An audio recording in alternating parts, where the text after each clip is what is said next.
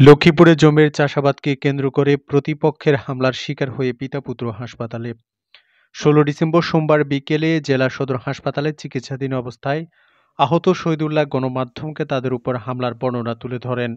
কাজ করি আমি কৃষিকাজ। আমার ট্র্যাক্টর আছে, আমার নিজস্ব জমি, অগল সই, অন্য মানুষেরও সই এবং পানি কাজে সব কিছুই আমি দিই মানুষের সুযোগ সুবিধাও করে দিই। তুগা ধান হান হায় মানুষে আমারে এবার গায়ে পিরন মিয়া এবং তার ছেলেবেলে আমাদেরকে মারে ধরে আমার ট্র্যাক্টর লই যায়, আমারে ট্র্যাক্টর দিই, আমার ছেলেদেরকে মারছে দুইজনেরে।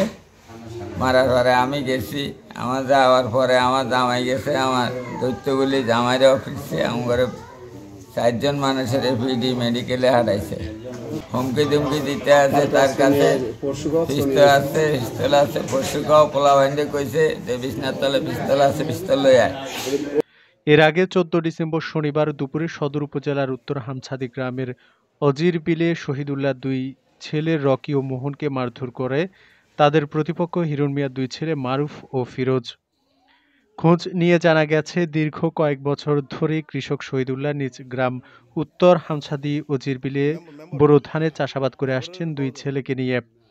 তার একটি হাল চাষের ট্রাক্টর রয়েছে। এ সুবাদে তিনি তার জমির আশপাশের অন্য কৃষকদের জমি চাষ ও হাল চাষ দেন।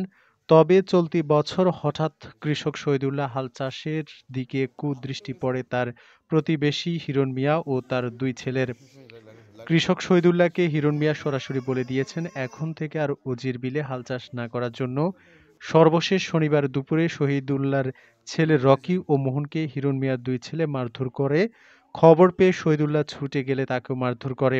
এক পর্যায়ে শহীদুল্লাহ গুরুতর আহত হয়। ভুক্তভোগী কৃষক শহীদুল্লাহ ও তার ছেলে মোহন জানান, স্থানীয় বিএনপির রাজনীতির সাথে হিরণ মিয়া জড়িত, তাই সে এখন আমাদের কৃষিকাজে বাধা হয়ে দাঁড়িয়েছে।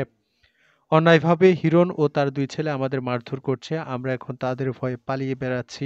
এলাকাবাসী আমাদেরকে যখন জমিটা দেয়, আমরা তখন তাদের কথার ভিত্তিতে হাল চাষ করি এবং তারা যে আমাদেরকে অন্যায় ভাজে, তারা বলতে কারা? তারা বলতে কে? তারা হচ্ছে পীরন এবং তার দুই ছেলে পারভেজ এবং মারুফ। আমাদেরকে খুবই মারছে এবং আমার বাবা হাসপাতালে আসছে। আমরা সরকারের কাছে এটার সুষ্ঠু বিচার চাই এবং বিএনপির যে তার শীর্ষ নেতাগুলা হিরণ কি বিএনপি করে নাকি? হ্যাঁ, হিরণ হচ্ছে বিএনপি এবং এলাকার শীর্ষ নেতা। অভিযুক্ত হিরণ মিয়া বলেন, প্রজেক্ট আমার জোরপূর্বক ৮ বছর ধরে দখল করে নিয়েছে শহীদুল্লাহ। এবছর প্রজেক্টে হাল চাষ না করতে নিষেধ করেছি। করতে হলে আমার পাওনা টাকা পরিশোধ করতে হবে। তবুও জোরপূর্বক শহীদুল্লাহ দুই ছেলে নতুন একটি ট্রাক্টর কিনে হাল চাষ করছে। আমার ছেলেরা বাধা দেয়, তখন শহীদুল্লাহ লোকজন নিয়ে দেশীয় অস্ত্র নিয়ে আমার উপর হামলা করে। জি, এটা কাগজপত্র সব আমার নামে, সানি শেখ, সামিটি। এটা আজ থেকে আরো 15 বছর আগে ধরে এটা আমলিক যতদিন ক্ষমতা ততদিন এরা আমার পদটা দখল করে নিচ্ছে। গত 8 বছর। 8 বছর, হ্যাঁ। ধরেন আমি পানি দিতাম, আমি আল করতাম, এরা টাকাগুলো উঠেলে যেত করতো। আমি আমলিক ততদিন আমরা এই জিনিসটা আমরা খামো।